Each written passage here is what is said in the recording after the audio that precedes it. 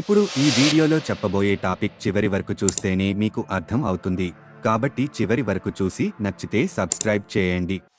ఇప్పుడు ఊహించుకోండి, మీ లక్ష్యం సర్కస్ తాడుతో ఒక చివర నుండి మరొక చివర వరకు చేరుకోవడం. మీరు తాడు పైన ఉన్నారు, భూమి నుండి చాలా ఎత్తులో ఉన్నారు. పడిపోతే డెత్ ఖాయం.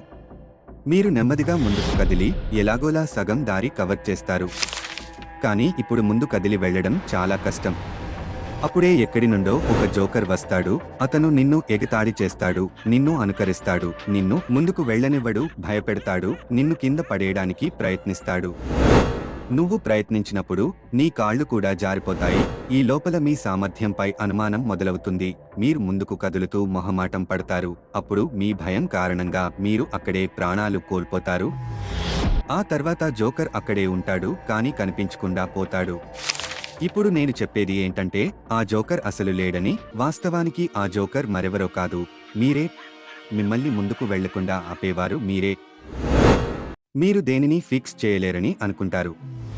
మీకు మీరే సొంత శత్రువు అవుతారు. గమనించండి, ఇది నువ్వు మరియు నీ ఆత్మ. తాడు యొక్క మొదటి చివర మీరు ప్రారంభమైతే, రెండవ చివర మీ గమ్యం. తాడు మధ్య ఉన్న జోకర్లు మీ అడ్డంకులు. అవి ఎక్స్టర్నల్ లేదా ఇంటర్నల్ అయినా మీరు ఈ అడ్డంకులకు భయపడుతున్నారు. మీరు ముందుకు వెళ్లడానికి భయపడతారు, మీ లక్ష్యాలని జయించడానికి. మధ్యలో ఈ భయం మరియు సెల్ఫ్ డౌట్స్. మీరు సాధించలేకపోతే ఇతరులు ఏమనుకుంటారో అని భయపడతారు. ఇది ఓ విద్యార్థి, అతని లక్ష్యం ఒక పోటీ పరీక్షను ఉత్తీర్ణం అవ్వడం. ఈ తాడు అతని ఆశ.